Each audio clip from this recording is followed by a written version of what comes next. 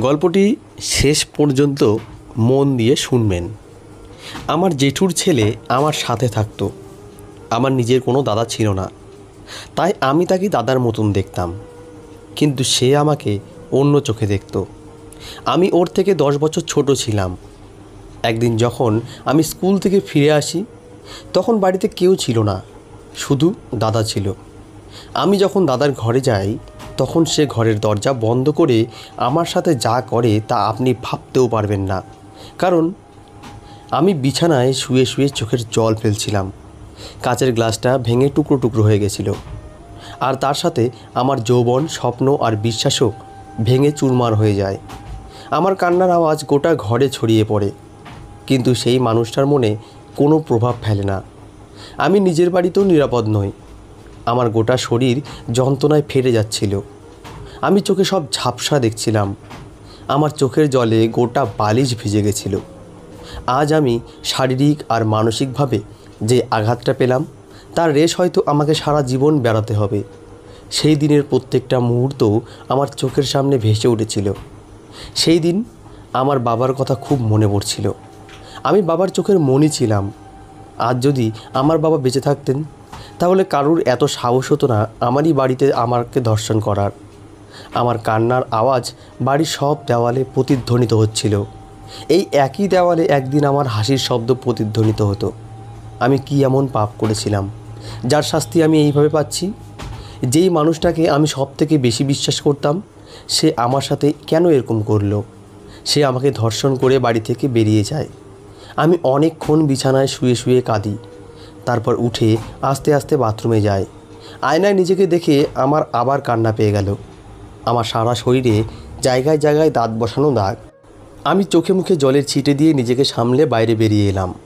মায়ের ফিরে আসতে এখনও কতক্ষণ লাগবে কে জানে। আমি নিজেকে ঘরের মধ্যে বন্ধ করে রাখি। আমি এখনও ভয়ে কাঁপছিলাম। আমার বারবার মনে হচ্ছিল আমি একটা খারাপ স্বপ্ন দেখছি। আমি চোখ খুললেই এই দুঃস্বপ্নটা শেষ হয়ে যাবে, কিন্তু সেটা হবার নয়। আমাকে সত্যিটা মেনে নিতেই হবে।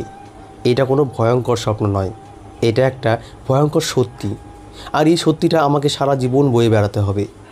আমি আবার চিৎকার করে কাঁদতে শুরু করলাম। মনে হয় এইভাবে আমাকে সারা জীবন কাঁদতে হবে। বিকেল হতেই মা আর আমার ছোট বোন বাড়ি ফিরে আসে। মা এসে আমার ঘরের দরজায় টোকা মারে। মায়ের আওয়াজ শুনে আমি ছুটে গিয়ে দরজা খুলে দিই। মাকে জড়িয়ে ধরে আমি কাঁদতে শুরু করি। মা তো আমার অবস্থা দেখে নিঃশ্বাস নিতে ভুলেই গেছিল। খুব অস্থিরতার সাথে আমাকে জিজ্ঞেস করে, এসব কি করে হলো? আমি মাকে সব কথা বলে দিলাম, যা শুনে মায়ের পায়ের তলা থেকে মাটি সরে গেল। মায়ের তো আমার কথা বিশ্বাসই হচ্ছিল না, কিন্তু আমার অবস্থা দেখে মায়ের খুব খারাপ লাগে। মনে হয় আমার কপালে এটাই লেখা ছিল। আমি তখনও জানতাম না আমার কপালে আরও কি কি লেখা আছে। আমরা দুই বোন সারাদিন বাড়িতে হই হুল্লোড় করতাম। বাড়িতে রোজ উৎসব লেগেই থাকতো। বাবা আমাদের দুজনকে দেখে খুব আনন্দ পেত, কিন্তু মা আমাদের দুষ্টুমি দেখে মাঝে মাঝে রেগে যেত। বাবা যেই অফিস থেকে ফিরত, আমি বাবাকে গিয়ে জড়িয়ে ধরতাম আর তাকে আমার সারা দিনের গল্প শোনাতাম। বাবাকে সব কথা না বলা অবধি আমি শান্তি পেতাম না। মা বলতো আমি বাবার প্রাণ। সব কিছু ঠিক চলছিল। হঠাৎ একদিন আমাদের সুখী পরিবারের ওপর কারোর নজর লেগে গেল। মনে হয় এত সুখ আমাদের সহ্য হলো না। বাবার অ্যাক্সিডেন্ট হয় আর তিনি বিছানায় পড়ে যায়। বাবার অবস্থাও খারাপ হতে থাকে। বাড়িতে আর কোনো ছেলে ছিল না, তাই মাকেই সব কিছু সামলাতে হচ্ছিল। আমার জেঠু বাবার ওপর অনেক দিন ধরে রেগেছিল। তাদের অনেক দিন দেখা হয়নি, কিন্তু বাবার অ্যাক্সিডেন্ট হওয়ার পর মা নিজে ফোন করে জেঠুকে সব কিছু জানায়।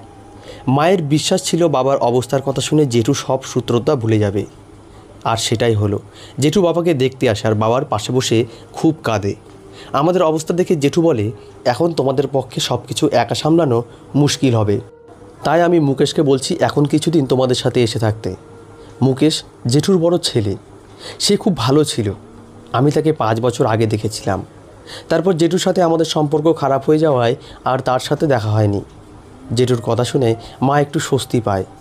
মুকেশ এখানে এলে আমাদের অনেক সুবিধা হবে। বাবা বিছানায় শুয়ে যন্ত্রণায় কাতরাচ্ছে। আমরা দুই বোন বাবাকে দেখে খুব কাঁদতাম।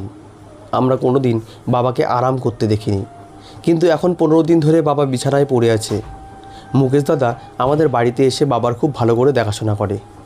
এই অবস্থায় আমাদের একজন বড় দাদার দরকার ছিল। আর মুকেশ দাদা সেই দায়িত্বটা খুব ভালো করে পালন করে।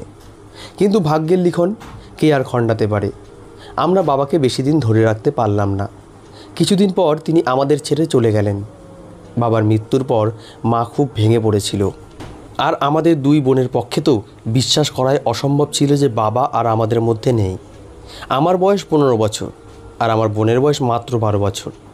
বাবা বলতো আমাদের দুই বোনকে ডাক্তার বানাবে, তারপর আমাদের ধুমধাম করে বিয়ে দেবে। কিন্তু বাবা তার সব স্বপ্ন অপূর্ণ রেখেই চলে গেলেন। বাবা মারা যাওয়ার পর মা মুকেশ ভাইকে আমাদের ছেড়ে যেতে দেয় না। সে আমাদের সাথেই থাকতে শুরু করে। জেঠু অন্য শহরে থাকতেন, আমাদের বাকি সব আত্মীয়রাও অন্য শহরে আছে। বাবার চাকরির জন্য আমরা এই শহরে এসেছিলাম। বাবার মৃত্যুর পর জেঠু আমাদের বলেছিল তাদের শহরে চলে যেতে, কিন্তু আমার পড়াশোনার জন্য আমরা শহরে ছেড়ে যেতে পারলাম না। সামনেই আমার মাধ্যমিক পরীক্ষা। নিজেদের শহরে ফিরে গেলে আমার আর পড়াশোনা করা হতো না। কিন্তু আমি বাবার স্বপ্ন পূরণ করতে চাই, ডাক্তার হতে চাই। মা জেঠুকে বলে দেয় যে আমার বড় মেয়ের পড়াশোনা শেষ হয়ে গেলে আমরা আপনার সাথে যাব। জেঠু আমাদের খোঁজ খবর রাখতেন। 2 মাস পর পর আমাদের সাথে দেখা করতে আসতেন। মুকেশ দাদা যখনই বলতো আমি কয়েকদিনের জন্য নিজের বাড়ি থেকে ঘুরে আসি, তখনই আমি খুব কাঁদতাম। তাকে যেতে দিতাম না। আমি চাইতাম মুকেশ দাদা আমাদের সাথে থেকে যাক। একদিনের জন্যও আমি দাদাকে চোখের আড়াল করতে চাইতাম না। বাবা চলে যাওয়ার পর মুকেশ দাদা আমাদের খুব ভালোভাবে দেখাশোনা করেছে। ও আমার থেকে 10 বছরের বড়, কিন্তু ওর সাথে আমার খুব ভালো বন্ধুত্ব হয়ে গেছিল। বাবার যা পেনশন আসতো তাতেই আমাদের সংসার চলতো। মুকেশ দাদা এই শহরে একটা চাকরি খুঁজে নিয়েছিল। প্রত্যেক মাসে তার মাইনে থেকে কিছু টাকা সে মায়ের হাতে দিত। মা মুকেশ দাদাকে নিজের ছেলের মতনই দেখত। বাবা না থাকার অভাবটা সে আমাদের বুঝতে দিত না। মুকেশ দাদা যখন কাজ থেকে ফিরত, আমি তার পেছন পেছন ঘুরতে শুরু করতাম। আর বাবার মতনই তাকে আমি সারাদিনের গল্প শোনাতাম। রাতে যখন ক্লান্ত হয়ে দাদা শুতে যেত, আমি তখন বই নিয়ে দাদার ঘরে চলে যেতাম। দাদাকে বলতাম আমাকে পড়া বুঝিয়ে দিতে। যতক্ষণ আমি তার ঘরে থাকতাম তাকে একবারও মোবাইল দেখতে দিতাম না। মাঝে মাঝে তো আমি লুকিয়ে লুকিয়ে দাদার মোবাইলটা বন্ধ করে দিতাম, যাতে আমার পড়ার মাঝখানে সেটা বেজে না ওঠে। আমি মাকে প্রায় বলতাম যে মুকেশ দাদা আমার নিজের দাদার মতো, আমি তাকে খুব সম্মান করতাম। একদিন আমি স্কুল থেকে ফিরে এসে জানতে পারি যে মা আর বোন কোনো এক আত্মীয়ের মৃত্যুর খবর পেয়ে তাদের বাড়িতে গেছে। তারা আমাকে নিয়ে যায়নি, কারণ সেদিন আমার মাধ্যমিকের পেপার ছিল। মুকেশ দাদা বাড়িতেই ছিল, সেই আমাকে এই খবরটা দেয়। দাদা সেদিন অফিসে যায়নি। আমি আমার স্কুল ইউনিফর্ম পাল্টে রান্নাঘরে খাবার বাড়তে যাই। তখন মুকেশ দাদা আমাকে বলে তার ঘরে 1 গ্লাস জল নিয়ে যেতে। আমি যেই তার ঘরে ঢুকি, ও দরজাটা বন্ধ করে দেয়। প্রথমে মনে হলো ও আমার সাথে মজা করছে, কিন্তু তারপর মনে হলো ওর নজরটা ভালো নয়। তারপর ও আমার সাথে যা যা করলো সেটা আমার মনে করতেও ঘেন্না করছে। দরজার ছিটকিনিটা লাগিয়ে সে আস্তে আস্তে আমার কাছে আসতে থাকে। আমার হাত পা কাঁপতে শুরু করে। জলের গ্লাসটা হাত থেকে পড়ে ভেঙে যায়। সে আমাকে ধাক্কা দিয়ে বিছানায় ফেলে দেয়। তারপর সব সীমা লঙ্ঘন করে যেইভাবে আমার ওপর চড়াও হয় যে আমি নিজেকে বাঁচাতে পারি না। তখন আমার বিশ্বাস হচ্ছিল না যে এই মানুষটাকে আমি নিজের দাদার মতো সম্মান করতাম। আমি মুকেশ দাদাকে বারবার বলেছিলাম যে আমাকে ছেড়ে দিতে, যে আমি তাকে নিজের দাদার মতো দেখি। সে আমার সাথে এমনটা করতে পারে না। আমার কথা শুনে মুকেশ দাদা জোরে জোরে হাসতে শুরু করে আর বলে আমি চাইলেই সে আমার দাদা হয়ে যায় না। সে অনেক দিন ধরে এই সুযোগের অপেক্ষায় ছিল যে কখন সে আমাকে একা পাবে আর আমার সাথে ঘনিষ্ঠ হবে। আজ তোমার মায়ের মাসি মারা গেছে, তাই আমি এই সুযোগটা পেয়েছি, আর এই সুযোগটাকে আমি ভালোভাবে কাজে লাগাতে চাই। তারপর সে আমার গোটা শরীরে অত্যাচারের চিহ্ন ছেড়ে যায়। আমার হাজার বারণ করা সত্ত্বেও সে থামে না। সে আমাকে পুরোপুরিভাবে বরবাদ করে বাড়ি থেকে বেরিয়ে যায়। যখন মা ফিরে আসে আর আমি মাকে সব সত্যিটা বলি, তখন তার পক্ষে এটা বিশ্বাস করা খুব মুশকিল ছিল। কিছুক্ষণ পর যখন মুকেশ দাদা বাড়ি ফিরে আসে, তখন মা তার কলার ধরে তাকে জিজ্ঞেস করে সে তার মেয়ের সাথে এমনটা কেন করলো। এটা শুনে দাদা মায়ের মুখের দিকে অবাক হয়ে তাকিয়ে থাকে। তারপর সে বলে সে তো এক্ষুনি অফিস থেকে বাড়ি ফিরল। সে মায়ের কথা শুনে চমকে যাওয়ার ভান করে। মাকে জিজ্ঞেস করে মা কেন তার কলার ধরে আছে, কি এমন হয়েছে। মা তাকে জিজ্ঞেস করে যে সে তার মেয়ের সম্মান নিয়ে কেন খেললো। এটা শুনে মুকেশ দাদা খুব রেগে যায় আর বলে আন্টি আপনি এসব কি বলছেন, কাজলকে তো আমার ছোট বোনের মতন। আমি ওকে খারাপ চোখে দেখার কথা ভাবতেও পারি না। আপনি আপনার মেয়েকে জিজ্ঞেস করুন যে কার দোষ সে আমার উপর চালাচ্ছে। আমি তো কাজলকে বলেই কাজে বেরিয়েছিলাম। আজ আমার অনেক কাজ ছিল, আমি এইমাত্র বাড়িতে ঢুকলাম। আর আমি যদি কাজলের সাথে এরকম কিছু করতাম তাহলে কি আমি বাড়ি ফিরে আসতাম? কাজলের একটা ছেলের সাথে সম্পর্ক আছে, আমি সব জানি, কিন্তু আমি আপনাদের বলিনি কারণ আমি ভেবেছিলাম কাজল নিজেই একদিন আপনাদের সব কথা বলবে। কিন্তু আমি কোনো দিন ভাবিনি যে কাজল আমার চরিত্রের দিকে আঙুল তুলবে। হতেই পারে যে কাজলের বাড়িতে একা লাগছিল, তাই ও সেই ছেলেটাকে বাড়িতে ডেকেছিল। তারপর সেই ছেলেটা নিজের সীমা পার করে ফেলেছে, আর সেই দোষটা কাজল আমার উপর চাপাচ্ছে। এসব শুনে মা সন্দেহর চোখে আমার দিকে তাকায়। আমি ভেবেছিলাম মুকেশ দাদা নিজের দোষ স্বীকার করে নেবে, কিন্তু সে তো উল্টে আমারই বদনাম করার চেষ্টা করছে। আমি মাকে বলি মুকেশ দাদা মিথ্যা কথা বলছে, আমার কোনো ছেলের সাথে সম্পর্ক নেই, মুকেশ দাদাই আমাকে ধর্ষণ করেছে। এইটা শুনে মুকেশ দাদা এসে আমার গালে একটা চড় মারে আর বলে, কাজল তুই নিজের ভুল স্বীকার না করে আমার দিকে আঙুল তুলছিস। মা তখন বুঝতে পারছিল না তার কি করা উচিত। মুকেশ দাদা রেগে গিয়ে মাকে বলে যে সে এই বাড়ি ছেড়ে চলে যেতে চায়। সে তার নিজের ঘরে গিয়ে তার জিনিসপত্র গোছাতে শুরু করে। মা আমার হাতটা ধরে বলে, সত্যি কথা বল কাজল, এসব কে করেছে? আমি কাঁদতে শুরু করলাম। আমি কি করে প্রমাণ করব যে এটা মুকেশ দাদা করেছে? মুকেশ দাদা তার জিনিসপত্র নিয়ে ঘর থেকে বেরিয়ে আসে। সে মাকে বলে, আন্টি আমি আর এই বাড়িতে এক মুহূর্ত থাকতে চাই না। আমি আঙ্কেলের অভাব মেটাতে এই বাড়িতে এসেছিলাম, কিন্তু আপনার মেয়ে আমার চরিত্রের দিকে আঙুল তুলেছে। মুকেশ দাদা চলে যাওয়ার কথা বলতে মা একটু চিন্তায় পড়ে যায়, কারণ বাবার পর একমাত্র মুকেশ দাদার উপরেই মা ভরসা করত। কিন্তু মুকেশ দাদা আর এই বাড়িতে থাকতে রাজি হলো না। মা দাদাকে বলে, মুকেশ আজ রাতটা অন্তত এখানে থেকে যা, অনেক রাত হয়ে গেছে। এত রাতে তুই কোথায় যাবি? কাল সকাল হলে বেরোস। মুকেশ দাদার মায়ের এই কথাটা ঠিক মনে হয়। সে নিজের জিনিসপত্র নিয়ে তার ঘরে চলে যায়। মা আমাকে বলে যে আজ রাতটুকু সময় আছে আমার কাছে, কাল সকালে যেন আমি তাকে সব সত্যি কথা বলে দিই। মায়ের কথা আমাকে খুব আঘাত দিল, কারণ মা আমার থেকে বেশি মুকেশ দাদাকে বিশ্বাস করেছিল। মা নিজের ঘরে চলে যায় আর আমার বোনও ঘুমিয়ে পড়েছিল। আমার ঘুম আসছিল না। আমি ঘরে ঘুরে বেড়াচ্ছিলাম, মনটা খুব অস্থির লাগছিল। ভাবলাম একটু ছাদে গিয়ে হাওয়া খেয়ে আসি। আমি যখন ছাদে যাই তখন দেখি মুকেশ দাদা সেখানে দাঁড়িয়ে কারুর সাথে ফোনে কথা বলছে। তার কথা শুনে আমি অনেক কিছু জানতে পারলাম।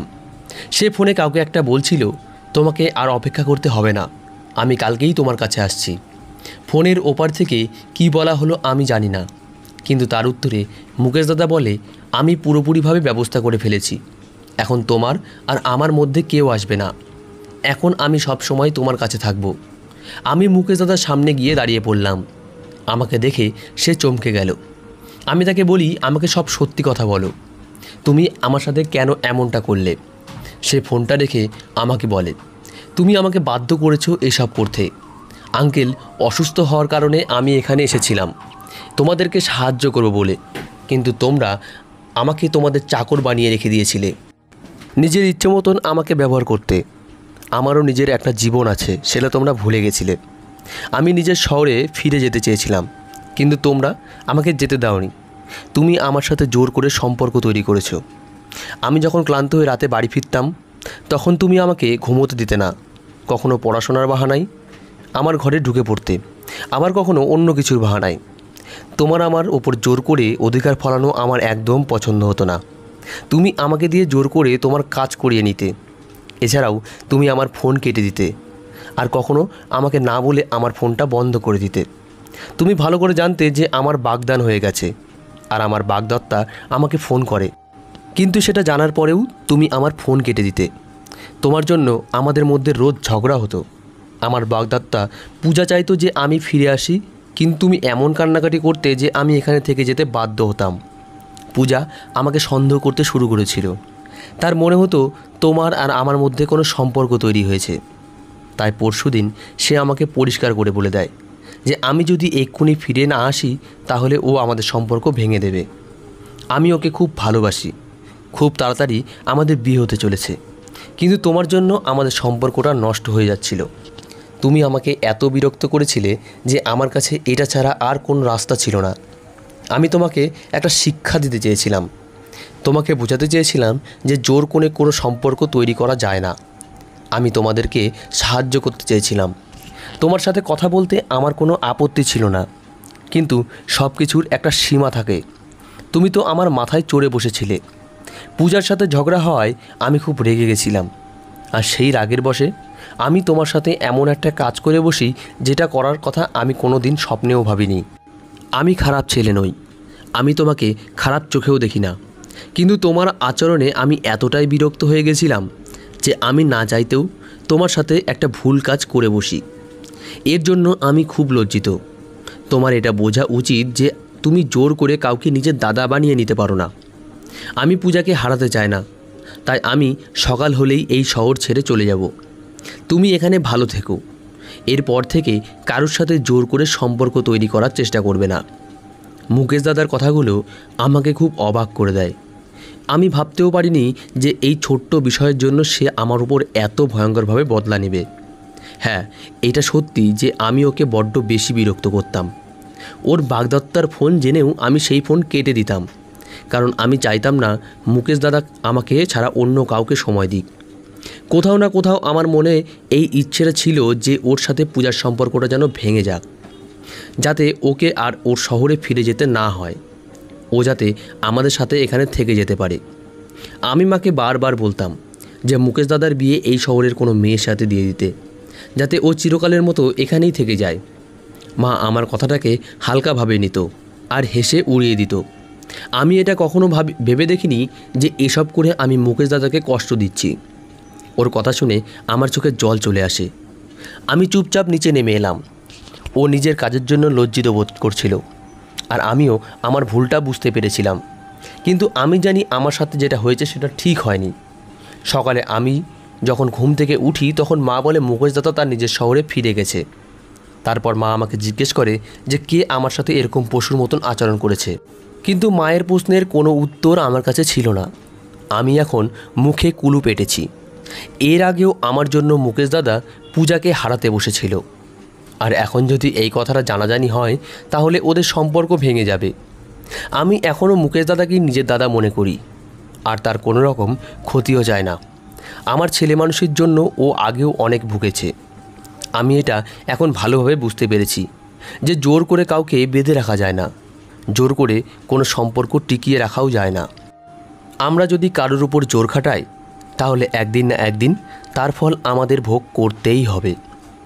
তো বন্ধুরা, আজকের গল্পটি এই পর্যন্তই। গল্পটি কেমন লাগলো কমেন্ট করে জানাবেন। গল্পটি ভালো লাগলে একটা লাইক দেবেন, আর পরবর্তী গল্পের জন্য চ্যানেলটি সাবস্ক্রাইব করবেন এবং পাশে থাকা বেল আইকনটি ক্লিক করে রাখবেন। ধন্যবাদ সবাইকে, ভালো থাকবেন।